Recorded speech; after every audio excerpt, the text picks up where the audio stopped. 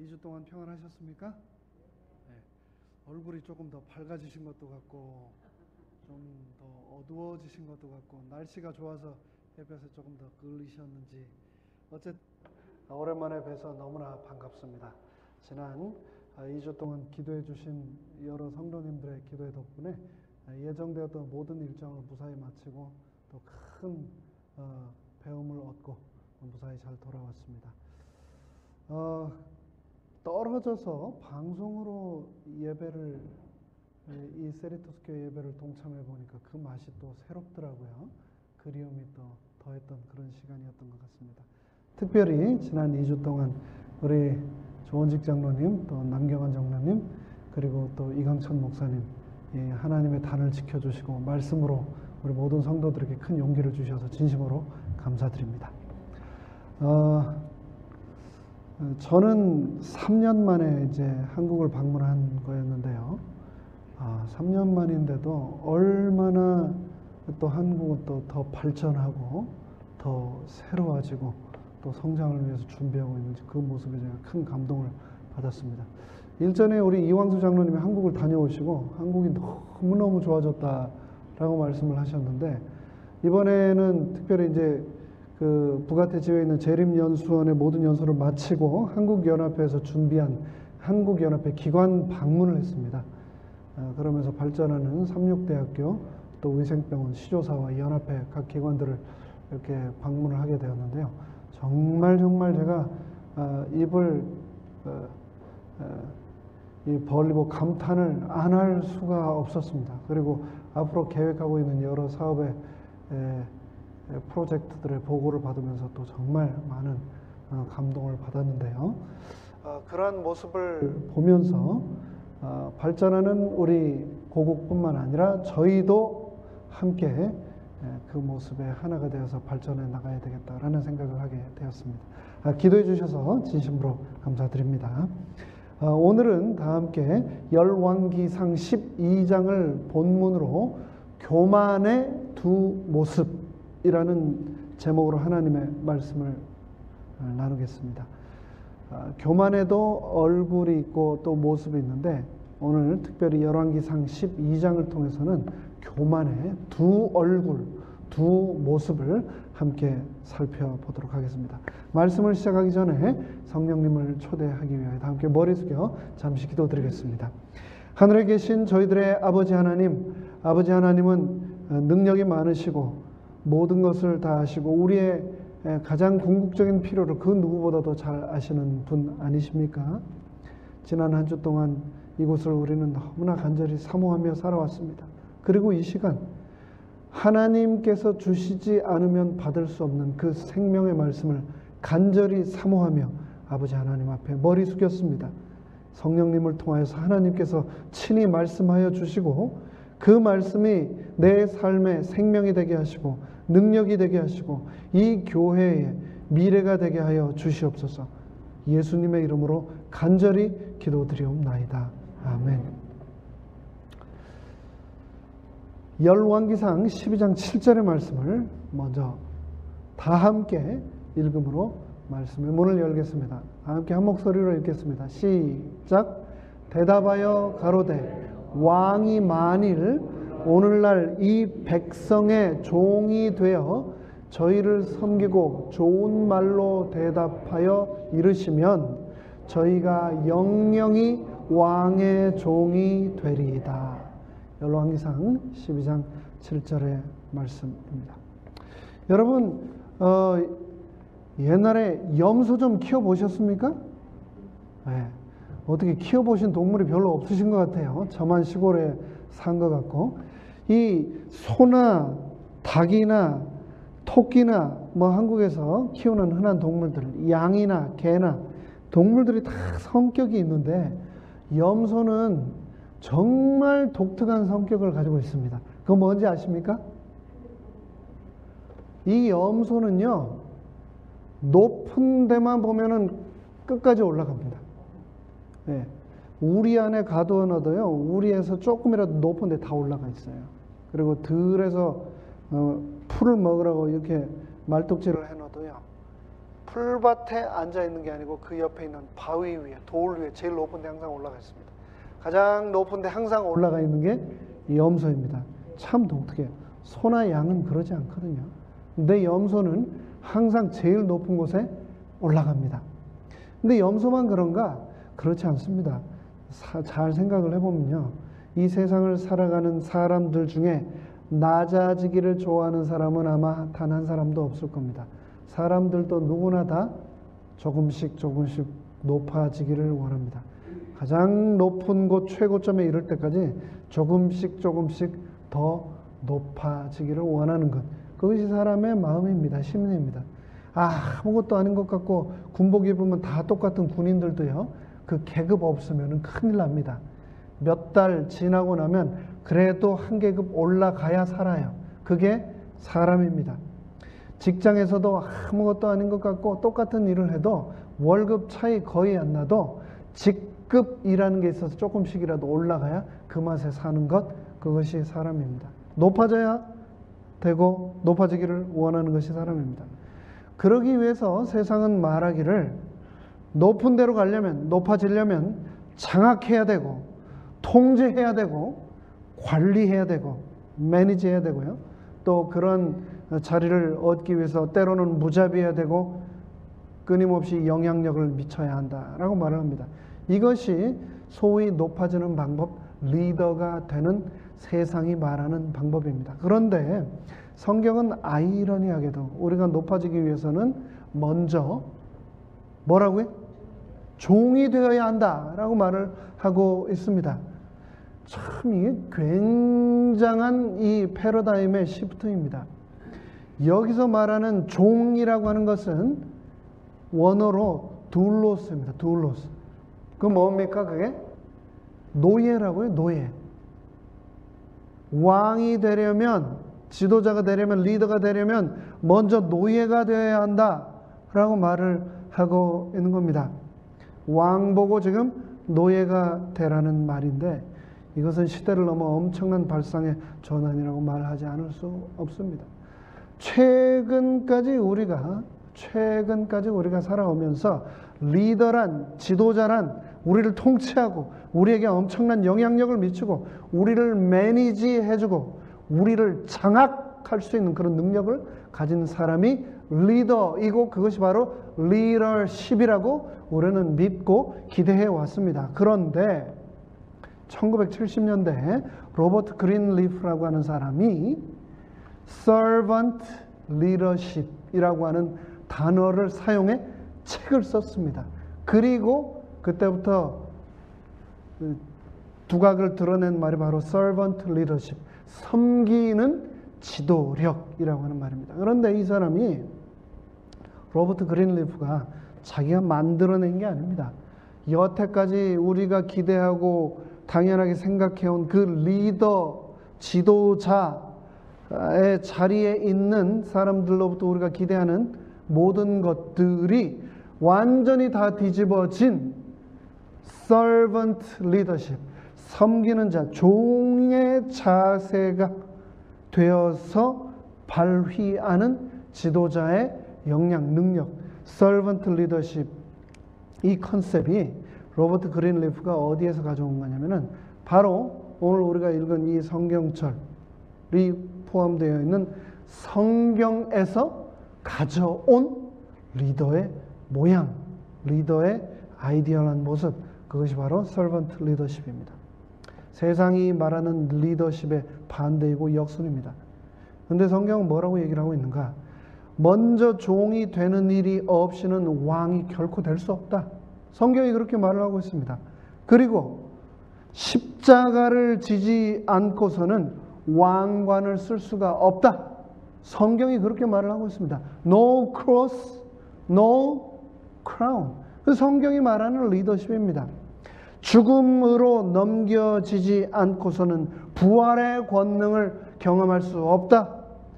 예수 그리스도께서 십자가의 죽으심으로 죽으셨기 때문에 부활하셨고 그 부활에 우리 모두가 동참할 수 있게 되었다라고 성경은 말을 하고 있습니다. 성경은 이 땅에서 낮아지면 낮아질수록, 아무것도 아닌 자가 되면 될수록 결국 주님의 왕국에서는 더 높아지고 영광스러워질 것이라고 말씀하고 계십니다. 그러나 우리가 그 영광에 들어가기까지 우리는 반드시 낮아지는 과정을 통과해야 한다. 그 말씀이 열왕기상 12장 7절, 오늘 본문이 주고 있는 말씀의 핵심입니다. 이스라엘 백성들이 왕에게 나와서 뭐라고 말을 하고 있냐면, 로보암 왕이시여, 왕이 우리 모두의 종이 되어서 우리를 섬기시면 우리가 왕의 영원한 종이 되겠습니다. 왕이시여, 우리의 종이 먼저 되어 주십시오. 이 얼마나 이 혁명적인 말입니까? 백성들이 왕 보고 자신들을 섬기는 종이 되어달라고 말을 하고 있는 겁니다. 오늘 이 본문을 한번 자세히 살펴보도록 하겠습니다. 우리는 이 열왕기상 12장 7절의 말씀이 있는 12장에 나타난 두 명의 교만하고 어리석은 사람을 만나게 됩니다.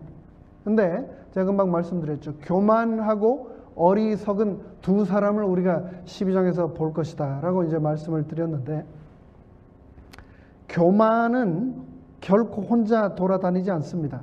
세트입니다. 누구하고요? 어리석음하고 항상 세트예요. 교만한 사람은 결코 지혜로울 수가 없습니다.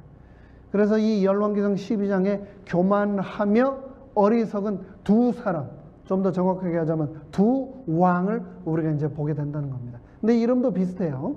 헷갈리기 쉬운 이름입니다. 바로 솔로몬의 아들인 르호보암과 솔로몬의 신하였던, 공사 현장 감독관이었던, 탁월하게 일을 잘했던, 그래서 한때 솔로몬의 눈에 들었던, 그러나 나중에 선지자로 하여금 지명함을 받아서 이스라엘 10지파의 왕이 될 것이라는 그런 내용을 신탁받았던 여로보암, 다시요, 르호보암, 솔로몬의 아들 르호보암과 여로보암, 이 두 어리석은 왕의 등장과 그들의 사역을 통해서 교만이 가지고 있는 너무나 추악하고 무서운 얼굴들을 살펴볼 것입니다.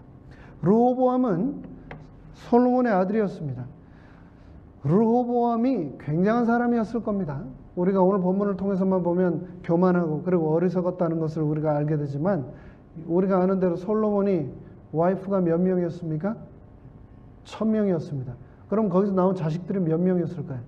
정확하게 알 수가 없습니다. 그런데 그 중에서 결국 대선 넘버1까지 가서 왕이 됐습니다. 솔로몬의 왕위를 이어받았습니다. 나름대로 이 사람이 굉장한 리더십과 능력이 있는 사람이었을 것입니다. 통치권을 아버지로부터 이어받은 다윗, 솔로몬, 그 뒤를 이어받은 사람이 바로 르호보암입니다. 그 르호보암과 함께 솔로몬의 신하였던 여로보암, 솔로몬의 타락으로 말미암아 하나님께서 친히 이스라엘 10지파를 찢어서 넘겨주겠다고, 맡기겠다고 약속하셨던 인물 여로보암. 그런데 그 내용을 알자마자 솔로몬이 여로보암을 가만히 두지 않았습니다. 잡아 죽이려고 했습니다. 그리고 그 소식을 듣자마자 여로보암은 이집트로 피난했습니다. 그리고 솔로몬이 죽을 때까지 돌아오지 않았습니다. 솔로몬이 죽은 뒤 이스라엘 10지파의 지도자로서 여로보암은 이스라엘로 돌아와서 조금 전에 읽었던 열왕기상 12장 7절의 말을 르호보암 왕 앞에서 지금 여로보암이 하고 있는 겁니다. 이 열왕기상 12장의 말씀을 통해서 우리가 이 땅에서 어떻게 주님과 동행하며 걸어야 할 것인가, 어떻게 하면 교만의 시험에 늪에 빠지지 않고 예수님께서 가지고 계셨던 온유의 마음과 겸손의 생각이 우리의 마음을 지배하고 늘 우리와 동행할 수 있게 될 것인가를 한번 살펴보도록 하겠습니다. 12장 1절로 4절, 이제 한번 살펴보겠습니다. 제가 읽겠습니다. 여러분 눈으로 함께 읽어주십시오. 르호보암이 세겜으로 갔으니. 왜 세겜으로 갔을까? 세겜은 이스라엘에서 사람들이 집결하기 가장 좋은, 위치적으로 아주 중앙 지역에 위치했던 좋은 곳이었습니다. 르호보암이 세겜으로 갔습니다. 왜요? 이는 온 이스라엘이 저로 왕을 삼고자 하여 세겜에 이르렀음이더라. 솔로몬이 왕이 된 지 40년 만에 성전과 또 많은 궁궐들을 건축을 하고 그리고 죽었습니다. 그리고 나서 이스라엘 백성들이 그 다음 왕을 세우고자 세겜으로 모여들었고 그곳으로 르호보암이 간 겁니다. 2절 느밧의 아들 여로보암이 전에 솔로몬 왕의 얼굴을 피하여 애굽으로 도망하여 있었더니 이제 그 소문을 듣고 오히려 애굽에 있는 중에 무리가 보내어 저를 불렀더라. 여로보암과 이스라엘 온 회중이 와서 르호보암에게 고하여 가로되 왕의 부친이 우리의 멍에를 무겁게 하였으나 왕은 이제 왕의 부친이 우리에게 시킨 고역과 매운 무거운 멍에를 가볍게 하소서. 그리하시면 우리가 왕을 섬기겠나이다. 세겜에 모였습니다. 온 이스라엘 백성들이 모였습니다. 지도자들이 모였습니다. 그리고 왕으로 이제 막 추대되기 위해서 르호보암이 그곳에 있었습니다. 그 순간 여로보암이 애굽에서 이제 돌아와서 백성들의 지도자와 함께 르호보암 앞에 섰습니다. 그리고 르호보암에게 고합니다. 아뢰입니다. 뭐라고요? 선왕 솔로몬이 우리에게 지웠던 너무나 무거웠던 고역의 그 무거운 멍에를 가볍게 하여 주시옵소서. 그러면 우리가 당신을 왕으로서 정말 정성을 다하여 섬기겠나이다. 솔로몬이 40년 통치하는 동안 처음 20년 동안은 주의 집 성전을 건축하고 솔로몬 자신의 왕궁을 건축하느라 20년을 썼습니다. 그런데 그렇게 끝난 것이 아니었습니다. 그 남은 나머지 20년 기간 동안도 솔로몬은 결혼으로 동맹을 맺은 수많은 다른 왕국의 공주들과 왕비들을 위하여 계속하여 건축물들을 세웠고 그 부인들을 위하여 그들이 이방에서 가져온 수많은 이방신들과 우상들을 위하여 신당을 계속해서 지었습니다. 죽을 때까지 백성들의 어깨에 돌과 나무를 지어 나르게 하였던 왕, 앞에서는 화려하고 지혜롭고 나라를 부유하게 만들고 하나님을 위하여 일천번제를 드렸던 왕이었지만 그 뒤에는 백성들의 눈물과 고역이 있었던 겁니다. 그 솔로몬 왕이 죽자 백성들이 간절한 마음으로 르호보암에게 이렇게 부탁을 하고 있는 겁니다. 아버지 선왕이 우리 어깨에 메었던 그 무거운 멍에를 조금만 가볍게 하여 주십시오 라고 말합니다. 그런데 그 요청을 향하여 르호보암이 뭐라고 얘기를 하고 있는가? 5절에 르호보암이 대답하되 갔다가 3일 후에 다시 내게로 오라 하매 백성이 가니라. 그 자리에서 르호보암이 답을 해줬습니까? 안 해줬습니까? 안 하고 며칠 있다 오라고요? 3일 있다 다시 와라. 제가 한국에서 목회를 할 때요, 이 지역에 있는 작은 교회, 작은 기관에서 할 수 없는 일들이 많아서 인력과 자금과 방법의 도움을 받기 위해서 연합회를 참 많이 다녔습니다. 연합회를 많이 다녔다. 제가 광주에서 또는 또 순천에서 서울까지 이게 다니는 게 보통 일이 아닙니다. 그런데 그 길이 닳도록 제가 다녔습니다. 부탁을 하기 위해, 도움을 받기 위해서, 자금을 지원받기 위해서, 교회를 세우기 위해서, 또 학원을 또 증축하기 위해서.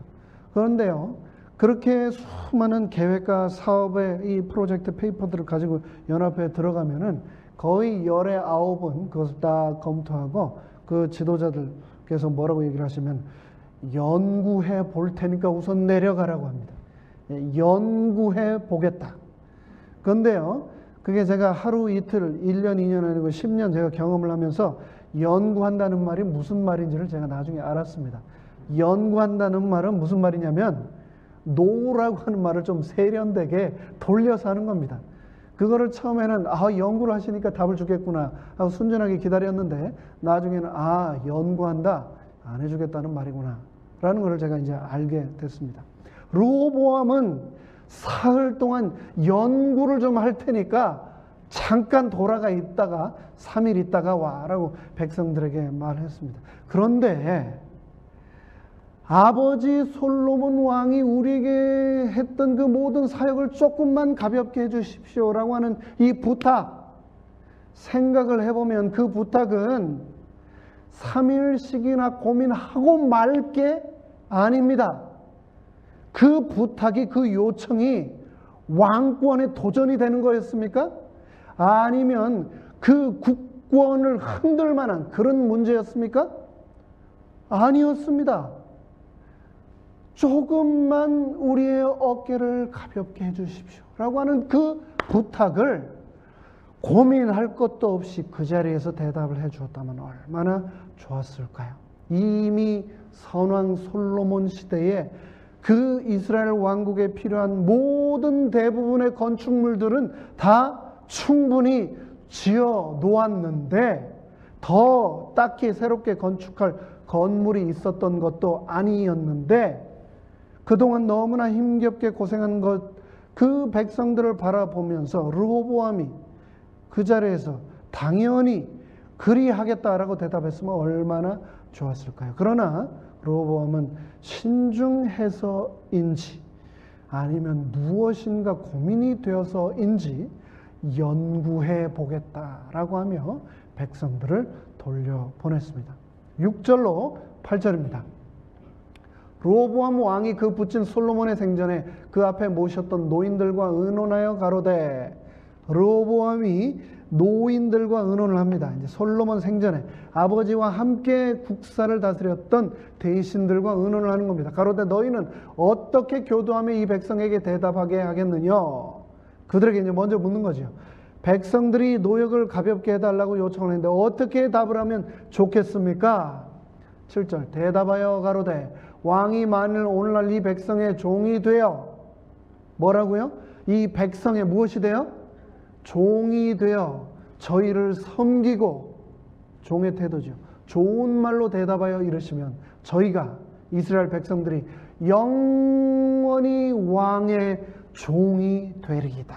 하나, 8절 왕이 노인에 교도하는 것을 어떻게 하고? 취하고 버리고 그 앞에 모셔있는 자기와 함께 자라난 소년들과 의논하여.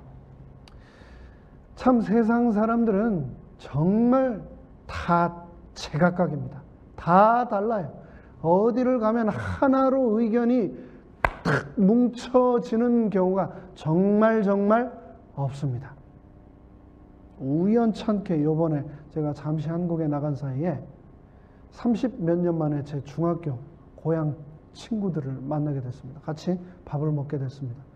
교회 안 다니는 친구들이죠. 그런데 밥을 먹으면서 뭐 여당 야당 하면서 밥 안 먹고 그렇게 싸우더라고요. 저는 그 자세한 내용을 모르기도 하고 그렇게 하는 것을 좋아하지 않아가지고 그냥 조용히 반찬만 계속 집어먹고 있었는데, 밥 한 번 먹으면서 그 고향 친구들이 1년에 한 번 만났는데 여당 야당 하면서 제가 모르는 그 당 이름들을 막 대면서 툭탁툭탁 하는 것을 제가 보았습니다. 여당, 야당, 또 뭐 좌파 하면 또 뭐가 있습니까? 우파, 뭐 미국도 민주당, 공화당. 근데 이스라엘도 마찬가지였던 것 같습니다. 이 원로와 신흥 세력으로 나뉘어 있었고 그들은 완전히 다른 견해를 왕에게 제시했습니다. 솔로몬과 함께 하였던 원로들은 왕이 먼저 자신을 가지고 백성들에게 종이 되시면 이스라엘 백성이 영원토록 왕에게 충성을 다할 것입니다 라는 조언을 하였습니다. 그런데 이 르호보암은 이 여당의 좌파의 민주당의 어느 쪽이 되었든 이 한편의 권고가 마음에 들지 않았습니다. 그 권고를 버리고 자기와 함께 자란 신흥 세력들에게 다시 조언을 구합니다. 9절로 11절의 말씀을 읽겠습니다. 가로되 너희는 어떻게 교도하여 이 백성에게 대답하게 하겠느냐? 이제 신흥 세력들에게 묻는 겁니다. 백성이 내게 말하기를 왕의 부친이 우리에게 매우 멍에를 가볍게 하라 하였느니라. 어떻게 하면 좋겠느냐? 10절 함께 자라난 소년들이, 이제 젊은 정치 세력들이겠죠. 함께 자라난 르호보암 연배 소년들이 왕께 고하여 가로되 이 백성들이 왕께 고하기를 왕의 부친이 우리의 멍에를 무겁게 하였으나 왕은 우리를 위하여 가볍게 하라 하였은즉, 왕은 이렇게 얘기하십시오.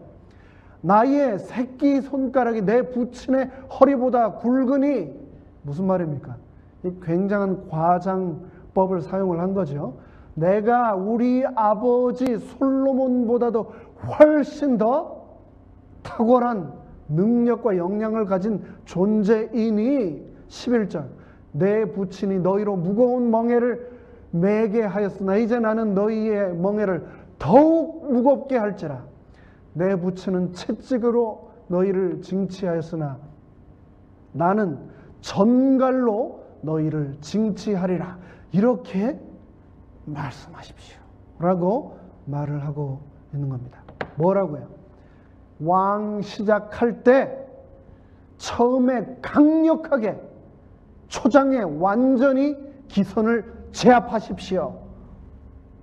그렇게 말을 하는 신하들의 말에 르호보암은 마음이 쏠렸습니다.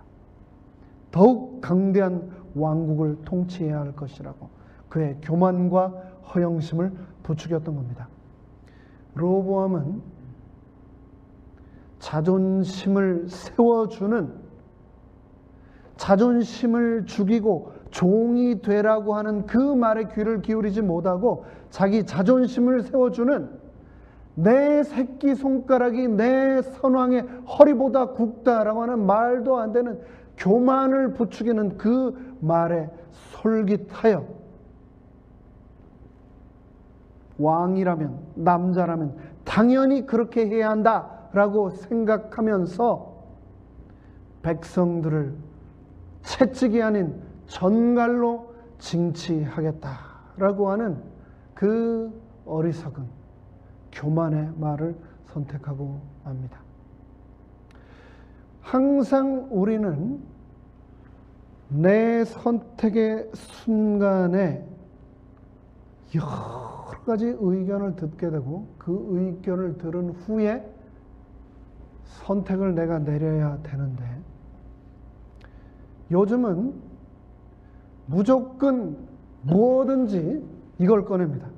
그 자리에서 선택의 순간 어떻게 합니까? 구글에게 물어보는 거죠. 짜장면을 먹어야 될까? 짬뽕을 먹어야 될까? 바로 구글에게 물어봐서 레이팅이 좋은, 좋아요가 더 많은 식당으로 바로 가는 거죠. 선택의 순간.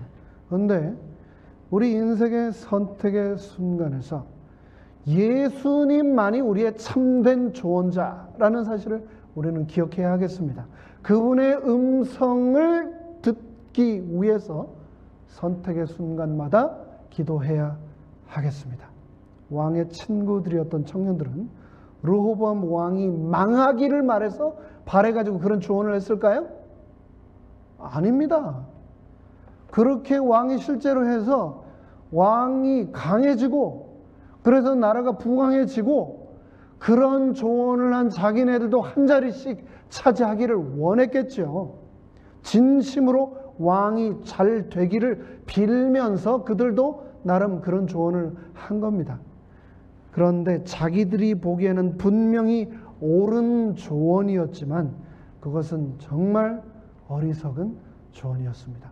선택의 상황에서 구글이나 선배나 멘토나 전문가를 찾아가기에 앞서서 하나님의 음성에 귀를 기울이는 우리 모두가 되기를 간절히 바랍니다. 내 귀에 듣기 좋고 나의 마음에 드는 조언에만 귀를 기울이지 말고 나와 친한 사람들의 이야기만 듣지 말고 성경이 무엇이라고 말씀하시는지, 예수님이 내 심령에 뭐라고 속삭이시는지 그 음성을 들을 수 있는 우리가 되기를 간절히 바랍니다. 잠언 16장은 교만은 패망의 선봉이요 거만한 마음은 넘어짐의 앞잡이라고 말씀하였습니다. 교만이 어리석음하고 항상 세트고 짝꿍이라고 말씀을 드렸는데 여기도 마찬가지입니다. 교만은 패망의 선방이요 거만한 마음은 넘어짐의 앞잡이다 라고 말을 했습니다. 너무나 안타깝게도 솔로몬의 아들 르호보암은 원로들이 조언한 겸손의 길을 버리고 교만의 길을 선택하고 말았습니다. 16절로 18절까지 말씀을 제가 읽겠습니다. 온 이스라엘이 자기들의 말을 왕이 듣지 아니함을 보고, 왕이 채찍이 아닌 이제 전갈로 너희를 다스리겠다라고 하는 그 말을 온 이스라엘 백성들이 듣고 왕에게 대답하여 가로되 우리가 다윗과 무슨 관계가 있느냐? 이새의 아들에게서 업이 없도다. 다윗이 누군데 뭐 솔로몬이 대수야? 르호보암 당신이 그렇게 하겠다고? 이스라엘아 너희의 장막으로 돌아가라. 다윗이여 이제 너는 내 집으로 돌아가라 하고 이스라엘이 그 장막으로 돌아가니라.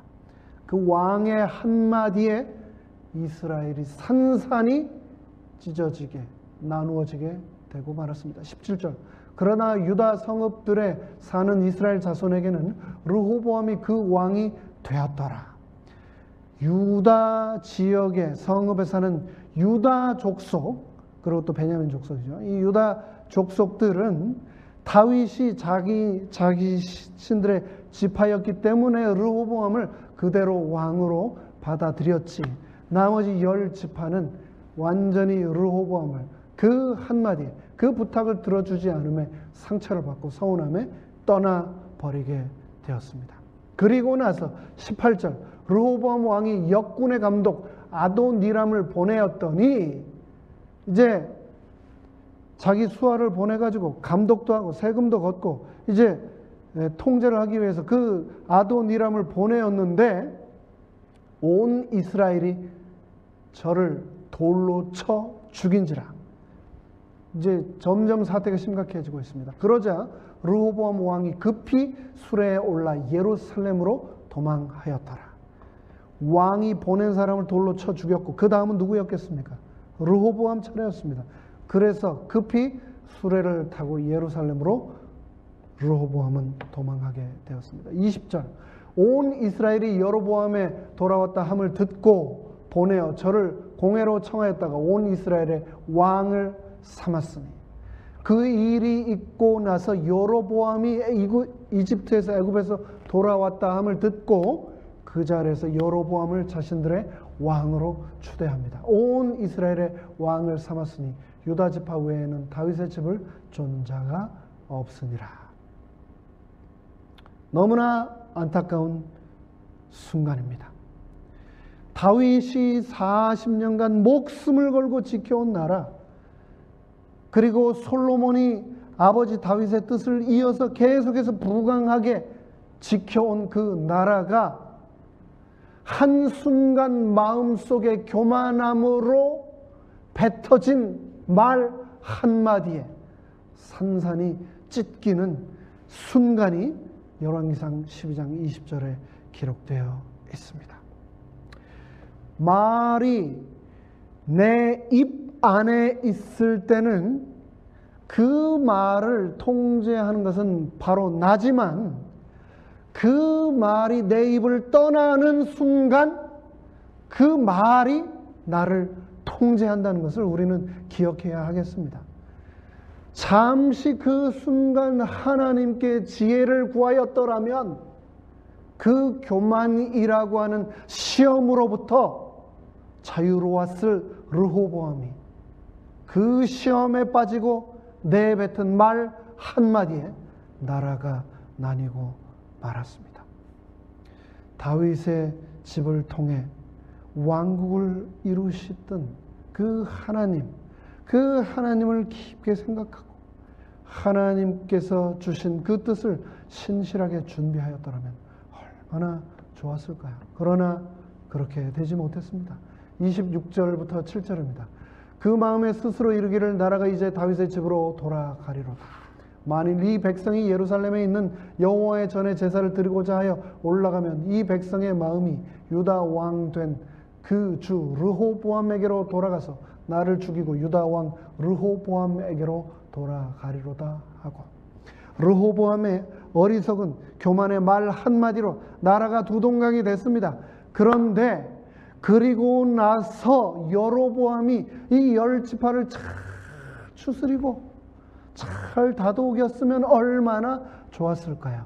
그러나 여로보암은 르호보암이 가지고 있지 않은 또 다른 교만의 얼굴을 가지고 있었습니다. 드러나지 않는 마음속에 음흉한 교만의 얼굴. 그 마음에 스스로 이르기를, 여로보암이 뭐라고요? 이제 내가 10지파의 왕이 되었는데 이대로 가만히 놔두었다가는 이 백성들이 1년에 매번 있는 절기, 유월절과 오순절, 장막절을 지키기 위해 이 백성들이 자꾸 예루살렘을 갈 텐데, 예루살렘을 가고 그곳 성전에서 제사를 지내다가 그곳에 있는 르호보암을 자꾸 보게 되면 이 사람들이 결국은 르호보암에게로 돌아가고, 그렇게 돌아가면 나를 죽일 텐데 어떻게 하면 이걸 막을까? 마음속에 이 10지파 백성들, 그 북방 이스라엘 나라를 움켜쥐기 위한 교만이 엄청나게 큰 죄악으로 이어지게 됩니다. 이에 계획하고 두 금송아지를 만들고, 누가? 여로보암이 두 금송아지를 만들고 무리에게 말하기를, 이스라엘 10지파에게 말하기를, 너희가 다시는 예루살렘에 올라갈 것이 없도다. 예루살렘 가지 말아라. 하나님의 성전 가지 말아라.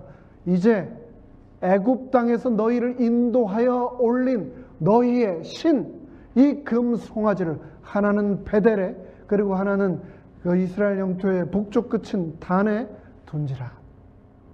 이 일이 죄가 되었으니 이는 백성들이 단까지 가서 그 하나에게 숭배함이더라. 죄가 더 큰 죄악을 낳았습니다. 아주 작은 욕심이 교만이 되고, 그 교만이 민족 전체를 우상 숭배로 하나님으로부터 등을 돌리게 만들었습니다. 31절입니다. 저가 또 산당들을 짓고 레위 자손 아닌 보통 백성으로 제사장을 삼고, 여로보암이 그랬다는 겁니다. 금송아지를 만들고 그곳에 산당을 짓고, 레위 자손들이 금송아지를 숭배하지 않죠. 그 산당을 섬기지 않죠. 그러자 천한 백성들을 데려다가 그들을 금송아지 섬기는 산당의 제사장으로 삼아 자기만의 변형된 종교를 만들어 자신의 마음속에 있는 그 교만을 충족시키는 엄청난 죄악을, 반역을 일으켰던 것입니다. 우리는 오늘 열왕기상 12장에 나타난 두 가지 교만의 모습을 살펴봤습니다. 르호보암의 교만은 백성들에게 거칠게 대답하며 자존심을 세우고 왕권을 주장하는 모습으로 나타났습니다. 여로보암의 교만은 백성들을 위하는 것 같은, 멀리 가지 말고 여기에서 그냥 금송아지 섬기라고, 백성들을 위하는 것 같은, 겸손하게 보이는 것 같은 교묘한 모습의 교만을 나타냈습니다. 왕권을 유지하고 백성에게 군림하려고 하는 높아진 마음, 그것에는 이 두 사람이 진배 없었습니다. 한 사람은 있는 모습 그대로 나타난 교만, 다른 또 한 사람은 겸손을 가장한 교만.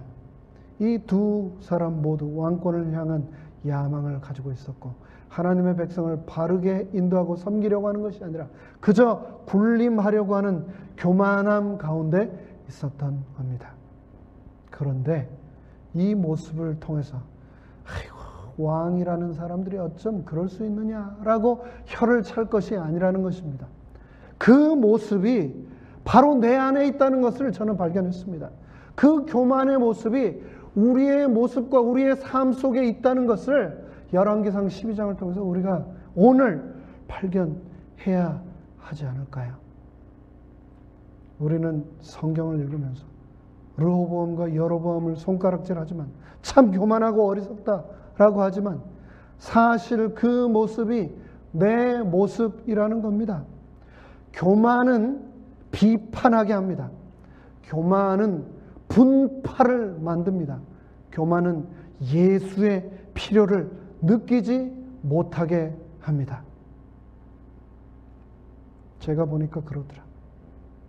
내가 안 그렇다고 하는데 누가 조금만이라도 나의 자존심을 건드리면 순간적으로 표정이 굳어지고 거칠 대답이 나오고 내 유익에 손해가 오면 얼마나 나를 두 겹, 세 겹 강하게 교만으로 둘러치는지.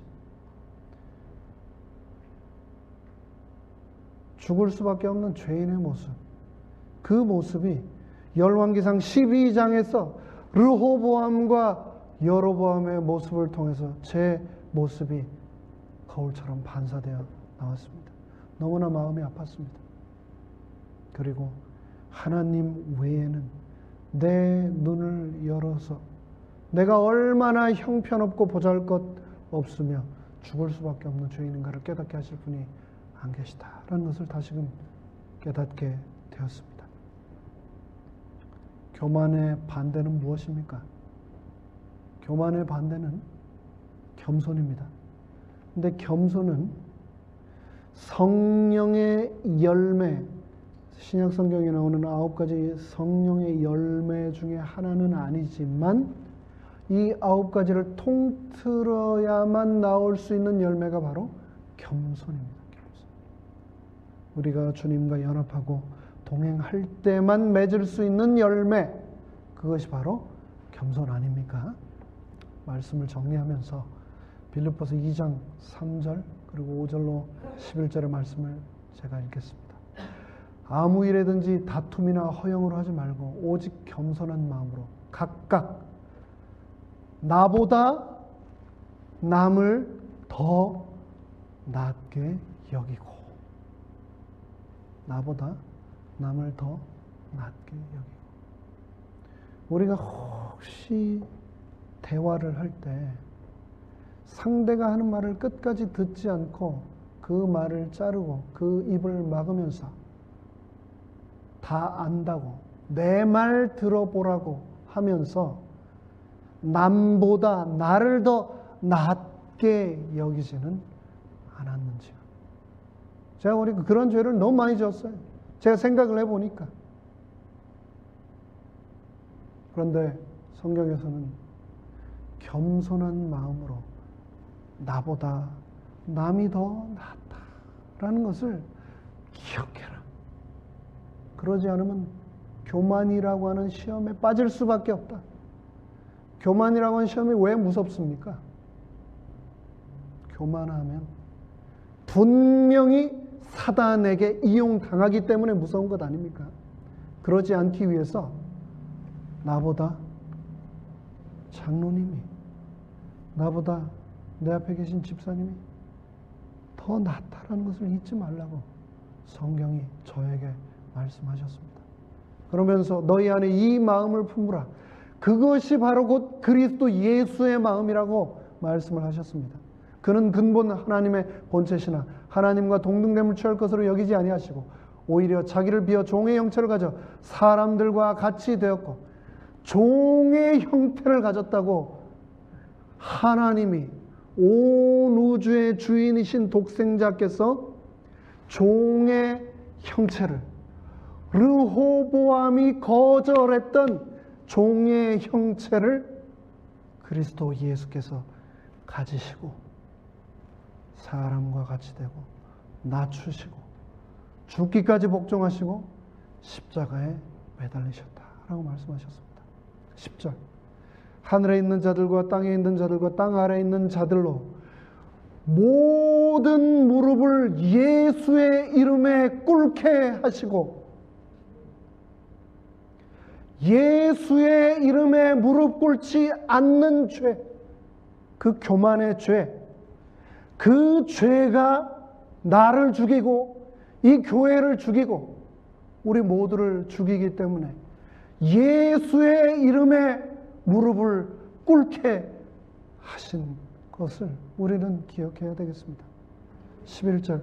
그래서 모든 입으로 예수 그리스도를 주라 시인하여 예수의 이름 앞에 무릎을 꿇고 내 입술로 예수 그리스도가 주인이라고 주님이라고 시인하여 아버지 하나님께 영광을 돌리는 길만이 교만으로부터 벗어나고 예수님이 보여주신 겸손의 모본을 따를 수 있는 유일한 길이라는 것을 우리 모두 기억하게 되시기를 간절히 바랍니다.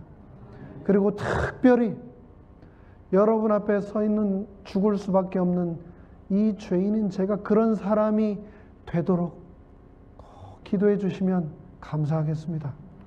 우리 주님을 따라 겸손의 길을 신실히 걸어간다면 예수님 다시 오시는 그날 그분의 영광 가운데 우리는 분명히 굳게 서게 될 것입니다.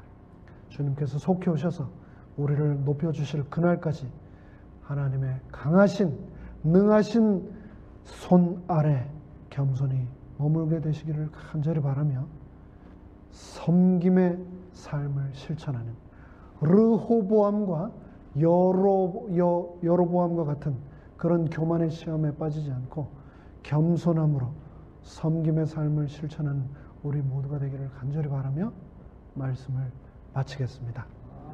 이 시간은 조금 늦었지만 함께 기도하는 시간을 갖도록 하겠습니다.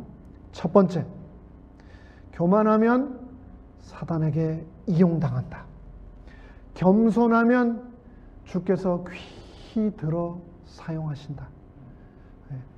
교만하여 사탄에게 이용당하지 않는 우리 모두, 그리고 또 이 교회가 되도록 간절히 기도해 주시면 감사하겠습니다. 사단이 틈타지 않도록 나보다 남을 항상 더 낮게 여길 수 있는 마음을 달라고 기도해 주시기를 간절히 바랍니다. 이 마음만이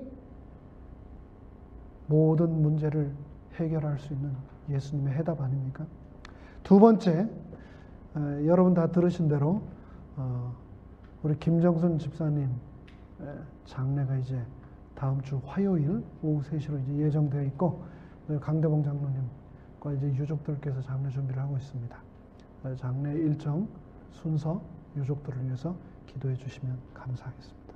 이 두 가지 기도 제목을 가지고 각자 계신 곳에서 4분 정도씩 기도하시고 제가 마치는 기도하고 모든 예배를 마치도록 하겠습니다. 기도하시겠습니다.